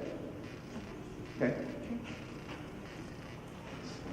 Good morning. My name is Keegan Bell. I attend North Clayton Middle School. I'm in the 8th grade, and I'm a part of a bike team, and I'm zoned for Jonesboro, but most of my friends are going to North Clayton High, and we were doing our course selection. We're looking at our electives, and I was wondering how could we get more STEM-based electives at North Clayton, because at Jonesboro they have a few more, such as Foundation of Engineering and Tech. And I know a lot of my friends that are on bikes would like to take that course, so I wonder how we'll go about that. That's a good question. So we can check on that one. I'll say this: sometimes it's not necessarily the STEM course, but STEM should be occurring in all of the courses. And so we'll see that program at Jonesboro, I believe you mentioned. It may have a certified teacher over there who can offer those courses, but we'll just have to check to see exactly why that school is at your school that you're attending or planning to attend or zoned to attend is not. We'll just have to check and see, okay? But unfortunately, there are differences and teacher certifications based on the schools, depending on what they have traditionally offered at those schools. That just gives us more areas that we have to address as we try to ensure that every student has opportunities for STEM education. Okay, good question. My name is Alicia Monroe, and I attend Cowett Elementary School, and I'm in the 5th grade. And I just wanted to know what the tip line is and what it does to help children out. Very good. Tip line, Chief. Well, the tip line, and thank you for asking the question. Tip line is an app that we have on the district's network, and it allows students, faculty, staff, or anyone to give information pertaining to threats, bullying, anything that might be occurring in the school. And you can give it anonymously, or you can provide your information. And the beauty of this is it goes directly to your school resource officer, but I get it as well. So that way I can follow up to make sure that we're responding to whatever the event is, whether it's a bullying situation, whether it's a dispute with a teacher, or whether it's a security incident that occurs at the school. And what I'm gonna do is I'm gonna go out to my vehicle and I'm gonna bring the pamphlets in. And on that pamphlet, it apprises you of how you get on the tip line and what areas are there and how you make comments. And you can also upload pictures and other things of that nature, just to keep us aware of any threats that might be occurring in the school. So thank you for doing that. And see how she reminded me that I didn't bring the pamphlets in, and I should have? So I'm gonna run out to the truck immediately so that I can get you that information, okay? So thank you, young lady. You're welcome. Do you have posters for the schools? Yes, the posters are already in the schools, but what they're supposed to be there. And maybe they aren't in the most strategic locations. No, they are actually displayed. If you go to Drew High School, North Clayton, but this is what I'll do. I'll make sure that those posters are in a strategic location, as you're commuting through the school, you can see those. So thank you. I didn't know that some of the schools did not have them properly displayed, but that's why we have these sessions, so that we can find information and get information from you all. So thank you for that. I'll get on that today. Yeah, for class and elementary, everybody should have posters. Yes, all of the schools receive posters. So I'll make sure that those posters are displayed where they should be, because some of them might be tucked away and some of the schools might not have displayed those. So I'll get with the assistant superintendent that we'll make sure that those are displayed near the front office so they're clearly visible for everybody. Is that fair? Yes. All right, thank you. My name is Malachi Moraine. I'm a 5th grader and I attend Suda Elementary School. And my question to you was, how could you make learning the standard curriculum in Clayton County more interactive? Because teachers, they just explain the standard, they give you a book and they teach you, but I mean, they just give you a book and you just work out the problems. It's no activity to help you better understand it, give you like a pattern you could use on a test or to study. That's isn't that a great question, you all?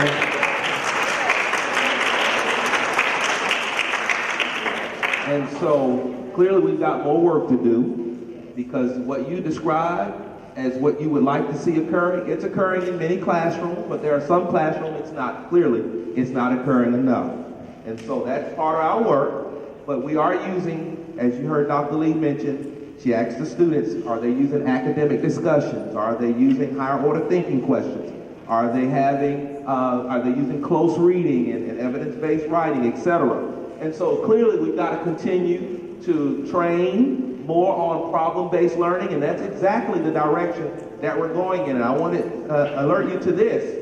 In your new planner for next year, you will have a framework that will allow you to support this work. In other words, in all of your classes, you should see certain things occurring. And in your planner, you will see a framework for you to take notes and for you to basically contribute to that culture of high performance occurring in your classrooms. So, young man, we still got more work to do, clearly, based on your question. It's not happening enough. And I am just pleased to see a student at the elementary level asking us, why isn't it happening enough in their classroom? And so, you just reminded me, we've got more work to what? More work to do. Very good. Thank you. My name is Axel, and I'm from BC Haney Elementary. And my question is, can there be any soccer tryouts in my school? Soccer. No, we'll have to write that one down at the elementary school. We just started a basketball league at the elementary school. So now you're telling us, get it together, Dr. Beasley. We want soccer, right? So let's see if we can work on soccer. Give them a hand. Very good. So we'll work. And you know, Dr. Simpson, that may be one of the reasons some of the schools didn't have the participation. Maybe we ought to give them the option of a basketball and soccer. So, very good. So very good. Listen, they always give us some work to do, don't they? You had that same question? So we're going to work on that soccer, okay? Excellent. So my name is Helen Wynn. I'm a 7th grader from Morrow Middle School, and my question was about the advanced learning. So currently I'm in the honor/gifted program of Morrow Middle School, and what you proposed for all students was what we're currently doing right now. So I was just wondering what was going to happen to the people, or like the honor and gifted courses out right now. What should always be happening, you all should be not just learning content, but you all should be dealing with global problems, national problems. It should be problem-based learning. So I would be interested to know what type of problems you're actually expected to solve in these classrooms. It's one thing to learn math, it's one thing to learn science, it's another thing to learn English.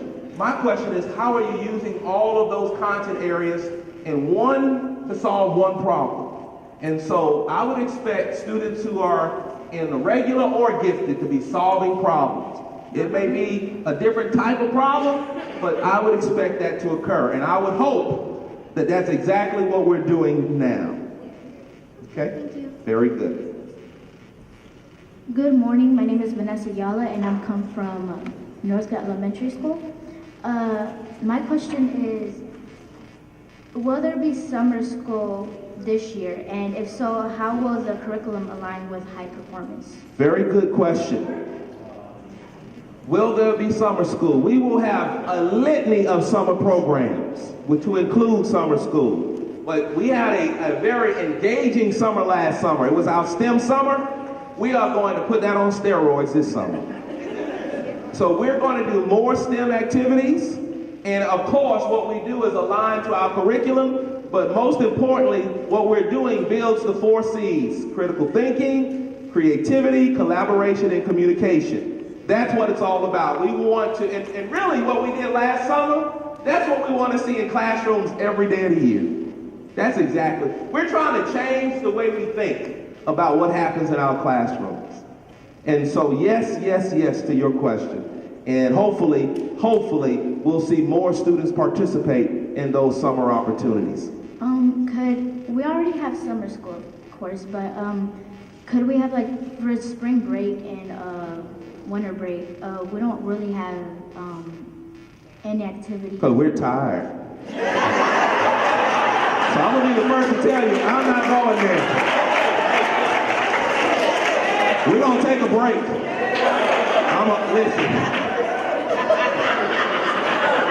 I told my children years ago, one reason I stayed in education is because I get a great winter break, I get a great spring break, and I get a great Thanksgiving break. And so I know I'm the superintendent now, that it may make me feel better if I say we're going to do something over those breaks, but not this superintendent. We are going to have a break. Because we work too hard when we're not breaking. And when we break, we break. We work hard while we work, and we play hard when it's time to take a break. And that's the balance of it all, too. That's the balance of it all. So we appreciate the question, but I don't even want you to leave here thinking that I will even consider. I will not. Can I just speak to it? So, for the first part of your question, we will have a customized summer learning program for the advanced learning program. But it is for our rising 6th graders and our rising 9th graders. And so that course will specify the learning for Unit 1 for their next year. So they'll get front-loaded with the information as well as some study habits and tips just to prepare them for the onset of that advanced learning. Now also, during our winter break and our Digital spring break, tools? we have our digital tools. So if you're not getting those emails, make sure your parents are getting them and that you're getting them, because Rod Smith and his team, they've worked really hard to extend learning beyond the school day. So we have the digital tools. So you don't need Dr. Beasley to use your digital tools. You don't need your principal or your teachers. Take advantage of those what? Digital tools. I just love to see students learn. I guess you get a little older, you'll appreciate those breaks, won't you? Hello, my name is Amali Lane. I spoke earlier. I'm a 5th grader from Suter Elementary, and my question was about the academic programs that you're proposing. How are those going to work? Because there are students, they're working below grade level, and then they're adding on to that from another grade level. So if they're already not mastering or not passing what they're doing now, how are they going to pass something else, something extra?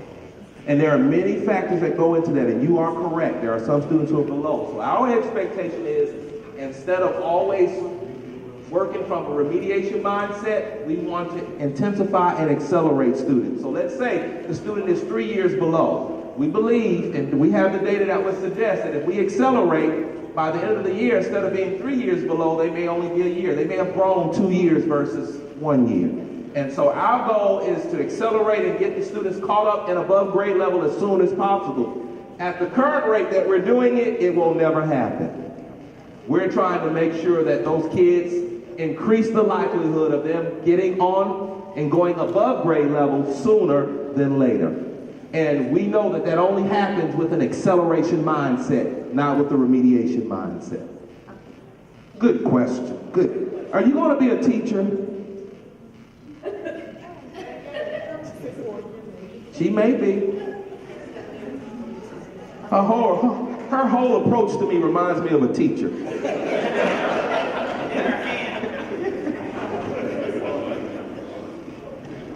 Hi, my name is Andrea, and I go to Charleston High School. And I was wondering, like, who chooses like the AP courses that each grade gets to choose from? Like, I know, like 10th grade, they don't have like AP classes to choose from. But I know when I was doing choosing my classes for senior year, I had like a whole bunch of choices to choose from, like for like different subjects. So who chooses those? Well, that's a good question. As a district, we make available courses. And so her question is, who chooses, like in 10th grade, they didn't have many AP options. And so we'll have to see exactly. There are sometimes fewer options in grades 9 and 10, but the higher you go, there are more options. But that would be us working with your principals to make sure that you have those courses. What school is that? Drew High School. And then we're also trying to maximize option here in our Georgia virtual, because we have even more Options. That's correct. Very good. I'm glad to hear you all want more options, because that's exactly what we want to see. Hello, my name is Nyla Steele, and I'm in the 5th grade, and I attend E.W. Oliver Elementary. And my question was, what were the steps that you had to take to become the head counsel of Clayton County Public Schools? I'm the superintendent. Well, the first thing I had to do was go to college and get a degree. And I started teaching mathematics as I was a high school math teacher. I had to teach at least 3 years before I could be promoted to be an assistant principal. So after a few years, I became an assistant principal, and after being an assistant principal, I became a high school principal. After being a high school principal, I was a high school principal at 4 high schools.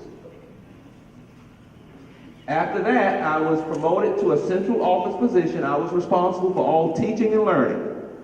I served in various capacities at the central office over teaching and learning, federal programs, professional learning, and I came to Clayton and I became Chief School Improvement Officer, still at the central office, working with principals, supervising principals, etc.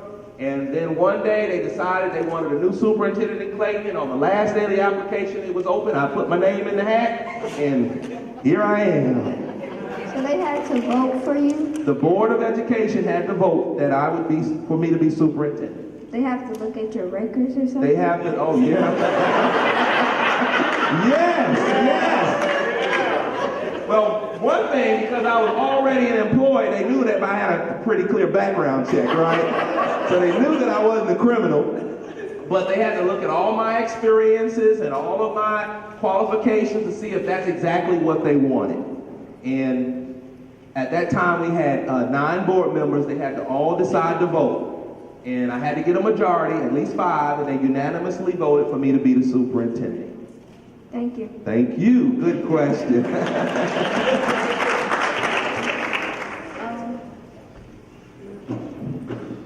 Hello, my name is Denise Houston. I'm a sophomore that attends Charles Drew High School. I had a question for Chief Thomas. Traylor. I had a question for you. An incident happened a few weeks, I think last week at my school, where 2 adult men came into the school from a back area and they weren't allowed. So I just wanted to know what could be happening for like the safety and the security of me and my fellow students. Well, the one thing that we have to do, and I'm very much familiar with the situation you're talking about, we have to make sure that we keep our exterior egresses and ingresses closed. Quite often, on occasion, we'll prop doors open because we have friends who might come to school late, or friends who are trying to sneak out to run to the local store to pick up some items and to come back. But that compromises us.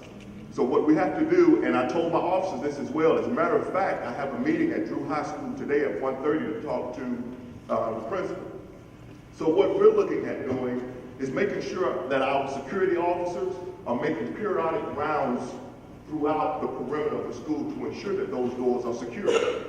But again, it goes back to the tip line and the app that we have. If you see anything that compromises the school, let us know.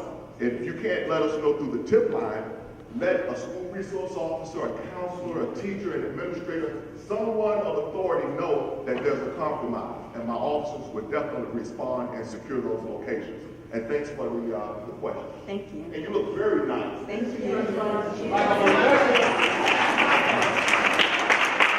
Good job, Mom. My name is Cortez Reddy, and I attend Edmonds Elementary School. And in the last meeting, you said that elite scholars have to have the right population to have football. I was wondering if I go to elite scholars, am I able to play any other sports at another school because they don't have the sports? Dr. Simpson, that question has come up. I can't remember the answer to that one though.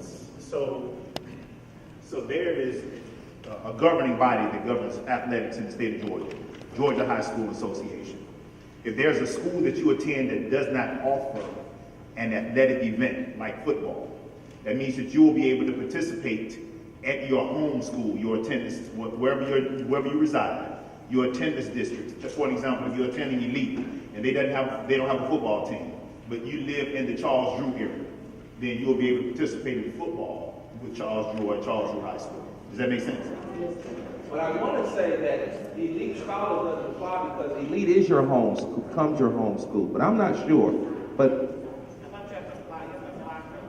I'm not sure. This elite is a district-wide zone, and so we got to look at that one. I think that's come up. I just don't remember exactly because we don't have any students over there that are playing football at any other school, right?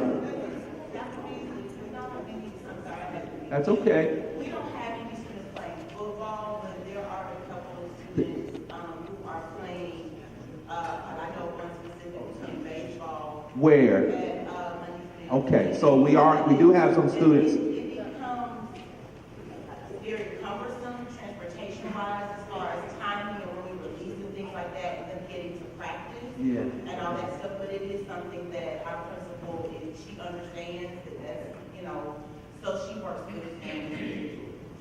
Well, thank you for that. We have an athletic coordinator here, so give him a good answer for his question, okay? Correct. But what you just stated is a little different from what he proposed. at Elite Scholars, as far as football is concerned, they have made a concession for the middle school only, as far as you playing at your home school site. So, for instance, where were you originally supposed to attend?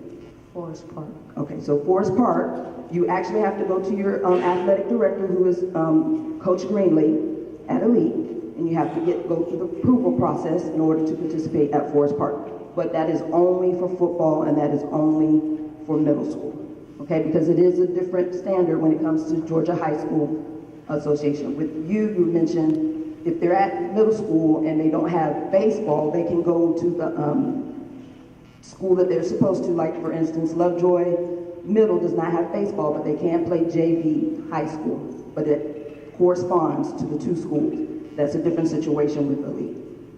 Okay? Very good. Thank you. Good question. Good question. Hi, my name is Henry Rabideau. I attend Rexmill Middle School as an 8th grader, and my question is in regards to the recent requirement of AP courses. So, when it comes to AP courses, of course, it comes with extra workload, correct? That's correct, I'm sure. So, how do you think that would contribute to the mental health crisis, having to worry about completing more work in the same That's a amount of good time? question. I would say that anything that we have to do, depending on how we process our expectation, can either become a mental health issue, depending on one's internal processing of that situation. And so for many students, that may not be a trigger. For some students, it could be a trigger. That's what I would say. That's why we as students, parents, teachers, and principals should work together in the event that there are some behaviors or some expectations that trigger certain mental health responses, so we can get you the support, or any student the support that they may need. What could be a trigger for one student may not even be a concern for another student. It just depends on the what? The student. And so just remember, we have resources available for any student, whether it be an increased expectation, academic, or an increased expectation of your parents. Sometimes parents just expect more out of you for whatever reason that could trigger you to have some type of episode or crisis. Or it could just be a friend who's dealing with a situation that you love, and that could trigger. So there are many triggers. What I would say is take advantage of the adults in the building and your counselors, your principals, your teachers, and take full advantage of the resources that are available. I wish I could say that some of the things that we deal with from day to day are not triggered, but the truth of the matter is, depending on the person and how we process information, it could be a trigger in their experiences. It just varies from student to student. Take advantage of the resources that we currently have. Counselors. Hello, my name is Stephanie Romero. I'm a 5th grader at Terra Elementary, and I was wondering, there's this problem in 5th grade about the classrooms. They're not big enough for all the students that are put into each class. Each class has my class has more than 30 students, and one classroom is not enough to have everyone into the big classroom because you have little space to walk through, and it's very crowded when you try to leave the room. Okay, so we'll write that down and we'll get our maintenance and construction department over there to look at that, okay? Very good question. Thank you. Hi, my name is Lori Lewis and I attend Rexville Middle School, and I am taking a high school credit class for healthcare, and we use a lot of books and computers, and I just want to get out of that stage of always using technology and, going to books. And is there any lessons that our teachers can go or take to, give us better lessons? Not saying that y'all can't do your job, because y'all do wonderful.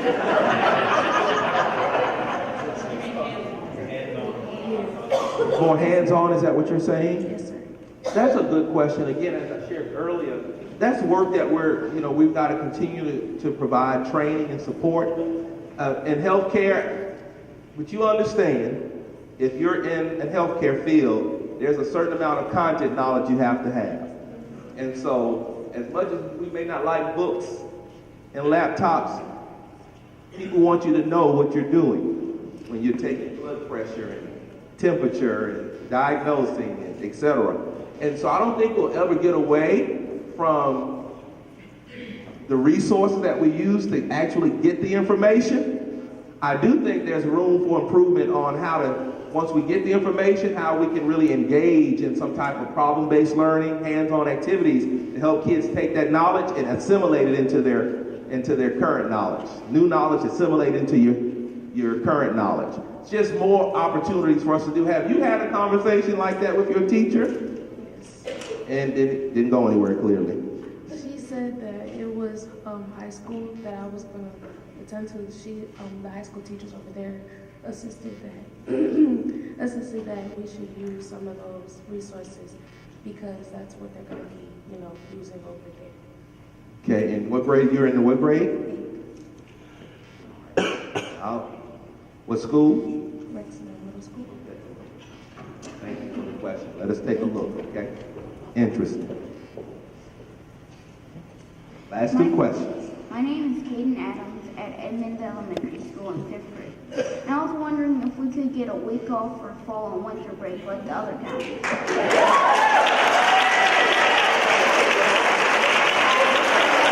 I like it.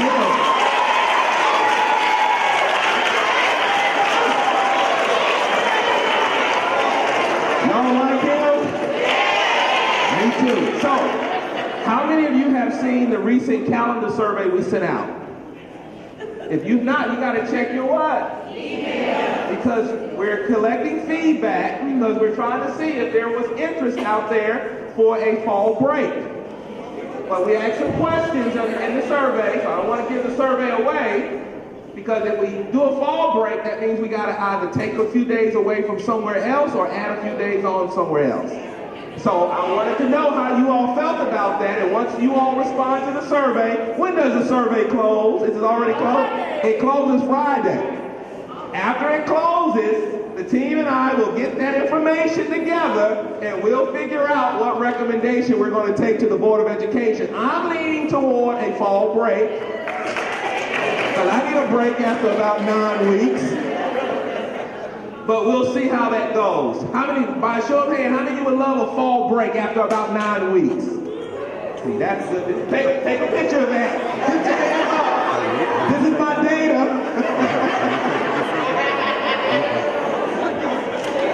Excellent, excellent. Thank you for the question. So, I don't know, did the students get the survey as well, Dr. Jada? Students get the survey? I think you check your email. I haven't checked it. You hadn't checked it? Check your email. He said he hadn't checked it today, but check your email. If you don't get the survey, can you just email Jada Dawkins? And they'll make sure you get the survey, okay? But hopefully after the survey closes on Friday, in the next few weeks, we'll be bringing to the board a recommendation to possibly modify the calendar, okay? All right. Very good. And my last question of the day. That's the most important question of the day. Hello, my name is Adrian Franquez. I'm a 5th grader at Callaway Elementary School, and I would just like to point out that over the topic of social studies. Now, I'm very fond of social studies. The only thing that concerns me is why we need to learn about how is it going to help us in our everyday lives when we grow up. Learning social studies? Yes. That's a great question, isn't it? A great question. So, how does social studies help you in your everyday life?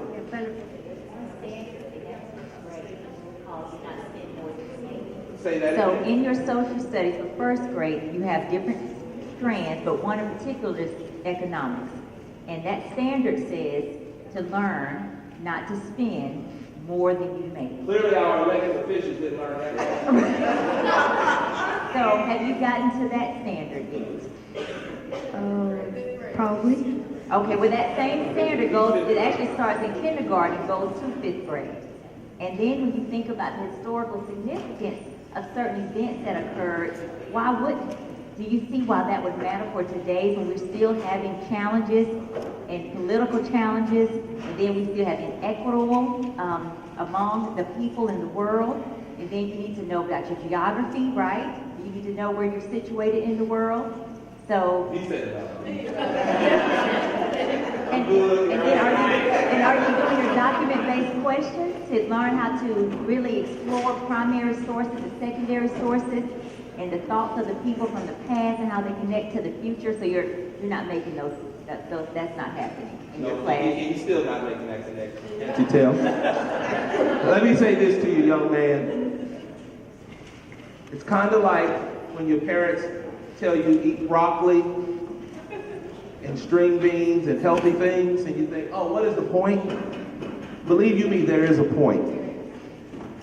Social studies helps us to see what history is, so we can possibly apply lessons today, but oftentimes, so certain things that may have occurred, we don't repeat those things. And that would be very important. History shows you the best of who we are, and history also shows you the worst of who we are. Hopefully, we'll learn from both, so we won't repeat the worst of who we are. But also, remember today, your decisions are making what? History.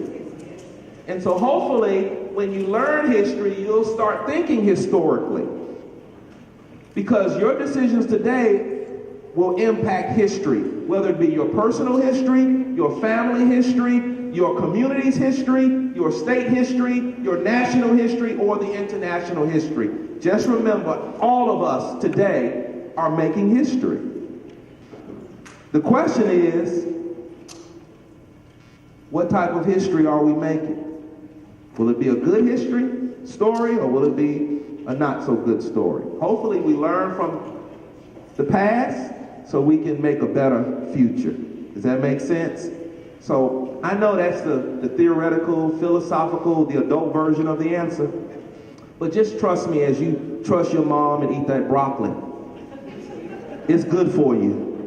And it's going to help you to be a literate, informed individual. And so as you go to different circles and you have different conversations, you can become engaged and you can talk from an informed position and not from a clueless position or an uninformed position. And I think you really like history. As I look at you, I think you really like history. I see you being a history teacher. Yes. Thank you for the question. Let's give him a hand. But I also have another concern. My historian here. When teachers teach about tragic things that happened in the past, why would we want to learn about these things when we would want to forget these things that happened? No, you don't want to forget. I mean, not forget, but... We want to know because it helps us to look at what's happening today to see are there any indicators that we could be going back in that same direction. And that's important. That's important. And so I'll give you a homework assignment. Google, why should I study history? And let's see what you find, okay? Let's give them a hand. Great question. Well, it's been a great day. I know you all are hungry and ready to go back to school so you can eat. Somebody said no. But we do need you to go back to school, right? Well, I want to say thank you all for being here today. This has been a very engaging opportunity. You've given us some information. Thank you for your attention. Thank you for your attention. Thank you for your attention. You've given us an opportunity to hear from you, to learn from you, to engage with you. Remember, we're here to support you. We'll take all the feedback. The team will, of course, go back. Any questions that we were not able to answer, we'll get them summarized and we'll get that sent out to you. But just know that this opportunity provides us a great, great, great moment to just share with you as we move collectively. Superintendent, cabinet, principals, teachers, counselors, all of us, students and parents, as we move our school system in the right direction. Remember, we are on the same what? Say it again. We're on the same what? We're on the same team. And our community is going to be better because of it. Thank you all for coming today. Let's give our transportation department a great round of applause. but he's ready to get you back on those buses so we can get you back. Y'all have a great one. We'll see you the next time. Take care.